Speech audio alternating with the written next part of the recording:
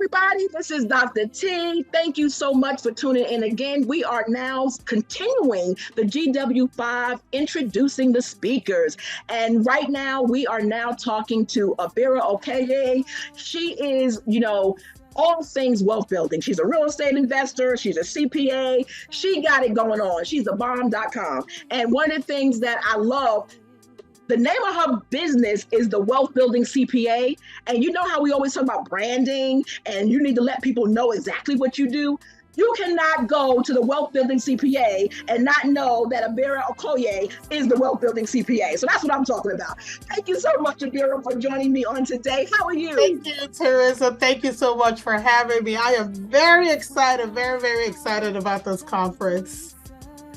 It's one of the things that we talked about. You've been my CPA for a long time, and you always resetting me because just because you make money don't mean you keep it all, right?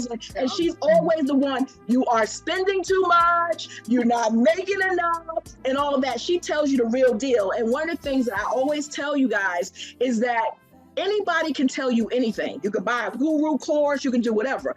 Numbers don't lie, okay? And so the person who knows you the best is your CPA, right? Because you can't hide from the CPA. And that's who Ebere has been to me and my husband and helping us on our journey.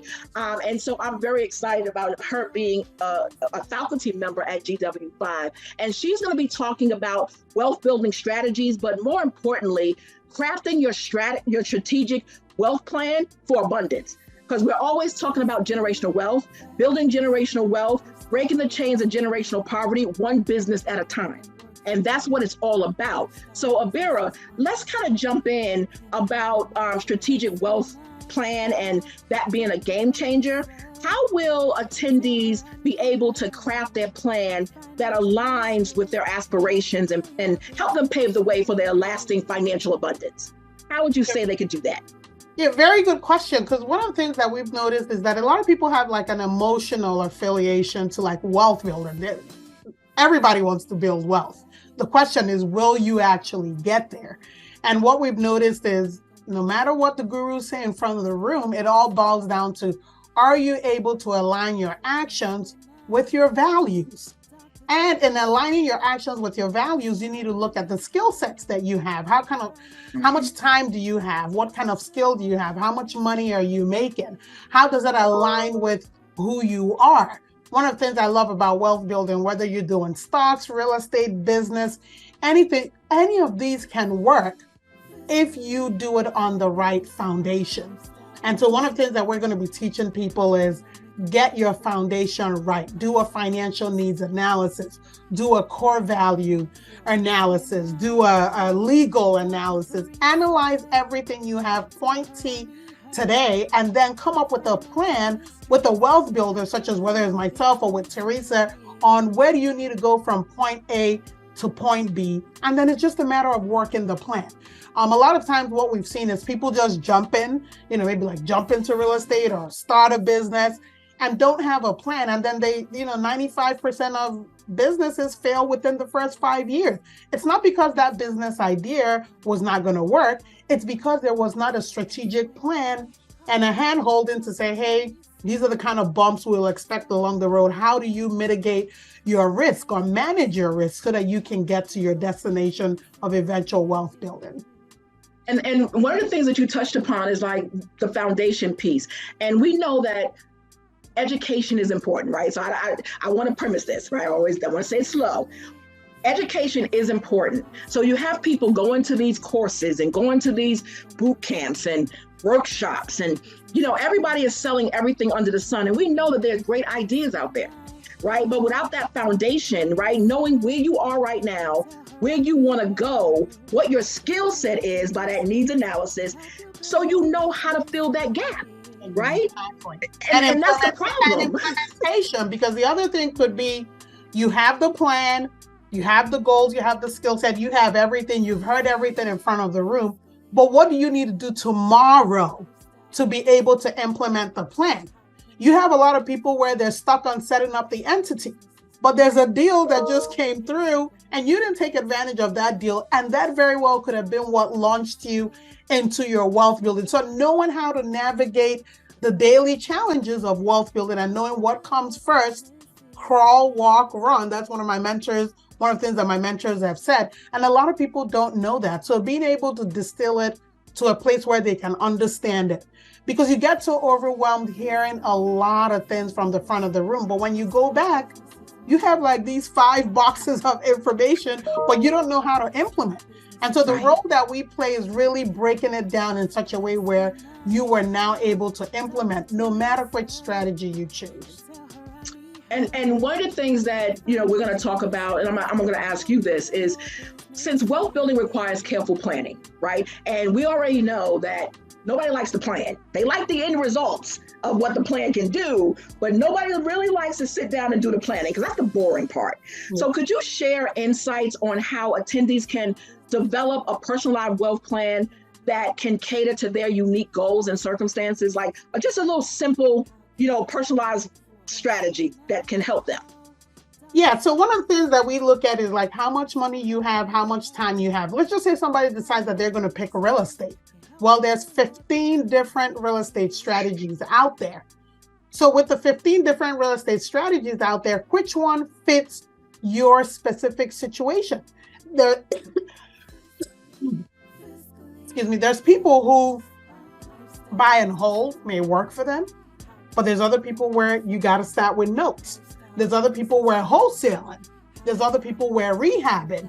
There's other people where you're ready for a syndication. So really taking the time to do the financial needs analysis, your time, talent, treasure, money, all of that, and finding a strategy that works so that you don't come back and say, oh, I tried real estate, it didn't work for me. Well, there are several things that you're going to look at. You can take a wholesale course all you want, but if you don't have the personality to go out there and hustle for properties or whatever, you can't come back and say that it failed. Well, it doesn't match who you are. So matching a specific real estate strategy to your skill set and assets and what you have is huge. I've told people that real estate works anytime. Small businesses, the backbone of the United States. So knowing how to match, whether it's a small business strategy or whether it's a real estate strategy specifically to where you are at this point in time, is one of the things that we look at. And a lot of people have been successful that way because they may have been told you can do rehabbing. But if you don't have the money to do the rehabbing, you're not a contractor, you don't know how to deal with contractors, if you don't know how to do any of that, you're going to say that real estate doesn't work. But maybe you should not be doing any kind of rehabbing. You should be partnering with others who do know how to rehab, and you're still making money. One of the things, Ebere, one of the things you've talked about is people get stuck on the entity formation. And I'm going to ask you this because I know that they ask me all the time, and I tell people all the time, it doesn't matter in a legal sense what structure you set up as. I believe you need to speak to your CPA first, okay? Because the whole aspect of it is, what's going to be your reduction in taxes? What obligations are you going to have from a C Corp, S Corp based on your strategy, right? And so if your CPA says you need to do the LLC or the S Corp or the C Corp, if that's where you are right now, then I think that that's the first place you start. But people have this whole notion that, okay, the attorney is going to form the entity or whatever, and they go to LegalZoom and things of that sort. And I tell people, you really have to understand how teams work together. Exactly. Your CPA and your legal team need to be your advisors. You should be on the phone with both of them so that your attorney can, address their legal concern and your CPA can address their tax concern and or their asset protection concern, in all honesty, right? And so what would you say? I mean, because that's what I always say. I want to know, does that align with what you tell people when they ask you, where should I form? What entity should I form? Yeah, usually we look at 3 things. We tell them it depends on what's the most important thing based, again, on your strategy and where you are. The first strategy is tax perspective. What is your tax exposure based on the business strategy, the real estate, the finance strategy that you've chosen? Which entity works best for taxes? Then now we go to the attorney. Hey, this is the best entity that works best for taxes. What are all our legal exposure for asset protection? Then after we do that, then now we got to come back and look at the financial piece. What's the cost of compliance? It may be good for taxes and it may be good for the legal aspect, but compliance-wise, it's costing you an arm and a leg every year. So it doesn't even make sense because you're going to be paying this money every single year. So we usually look at those three legs whenever we advise entity structuring, and it has to be a team. There's a lot of times I've said, hey, go back to Teresa. I need to know what she says about this. Don't form anything. Come back to me. Let's now look at how this fits in with taxes and come up with a strategy so that everything that we've been saying now boils down to the strategizing. You need to work it out on paper first before you start implementing. And see, guys, this is why I'm telling you, you really need to be at the GW5 conference.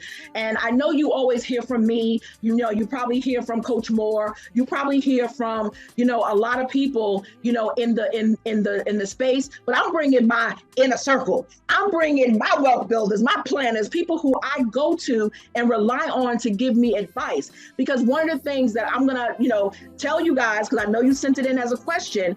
But one of the things that I'm going to ask Ebere for you guys, and you're going to have to come and really have her and her team help you with numbers, understanding the number game. But Ebere, one of the questions I always get when we're talking about the business credit side of things, right?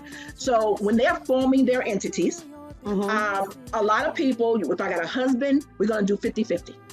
If I got a friend, we're going to do 50-50. Right? And so what I'm explaining to people from a business legal standpoint is that anyone who owns 20% or more of your business, their credit needs to be okay in the 700s or better, or it's going to affect your financeability. Okay.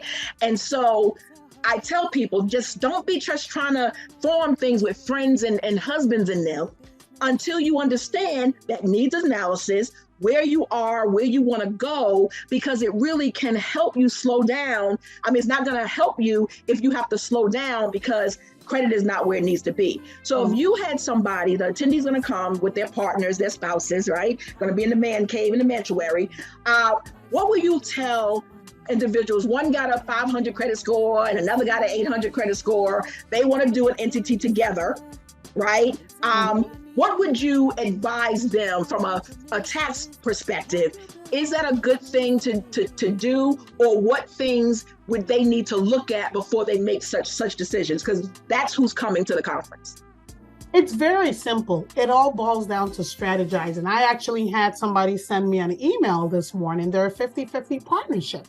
And because they're a 50-50 partnership, they're like, well, actually, this year, it wasn't really 50-50. It was more like 80-20, 90-0.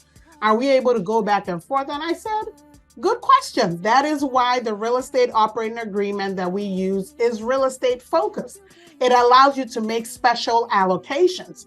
So it's possible for you to have a capital ownership 100, 0, 99, 1, 80, 20, 90, 10, but the profit and loss allocation percentage can be completely different. So really, there's no conflict where you're still able to get the best of both worlds because you have the capital percentage that's able to help you meet like the financial requirements and all that. But then when it comes down to the profit and loss, you could still be 50-50. So you could have a 90-10 ownership structure with a 50-50 P&L allocation. It just needs to be in your operating agreement that you are allowed to do special allocations based upon, you know, how much money each person is bringing to the table, what kind of work they're doing. But that all boils down to the kind of operating agreement that you have and the way that you set up the entity. This is what I'm saying. Wealth building CPA. This is why you need one. So one of the things I do want to say before we wrap up, because I know I had you and I know you're busy. But attendees, they are aiming to shape their financial futures. That's why they come to the GW5 Implementation Conference. So how will your insights, you know, your experience, your expertise empower the attendees to be able to map out a strategic wealth plan that's going to help them align their aspirations for when they walk out of GW5 into their newfound business? One of the things that I always tell people is I did not start doing this because I wanted to. I kind of fell into it and y'all dragged me into it. Because I was primarily a CPA to one of the largest real estate investors in the area, but I'm also a real estate investor. So going to different club meetings, everybody's like, Ebere, you have all this knowledge. Why aren't you sharing it with us? And so one of the benefits that you get coming to the conference and hearing what it is that we have to present is that it's more of like a FUBU for us, by us. This, what I'm presenting is what 95% of business owners and investors out there have asked of us. So the package that we put together, the wealth building plan that we put together, the program that we put together is really different people, wealth building people out there who want to build their wealth that say, hey, Ebere, we need help with tax planning. We need help with tax preparation. We need help with setting up the ends. What about bookkeeping? Can you help us with analyzing your property? Or the finance person needs this. Can you need with that? Can you talk to our financial plan? So as we're interacting with clients, we're seeing things that somebody who wants to have a full experience has, and the package that we put together, which we're going to be explaining what all that plan is about, was put together by other wealth builders. So it's not really something that is us and you know how, marketers, they try to force something down your throat. No matter what you say, well, get this, no, it's really tailored to fit somebody who wants to build wealth, because this is over 23 years of looking back and seeing all the things that we've done with wealth builders out there and that they've requested that we offer them where they've seen success.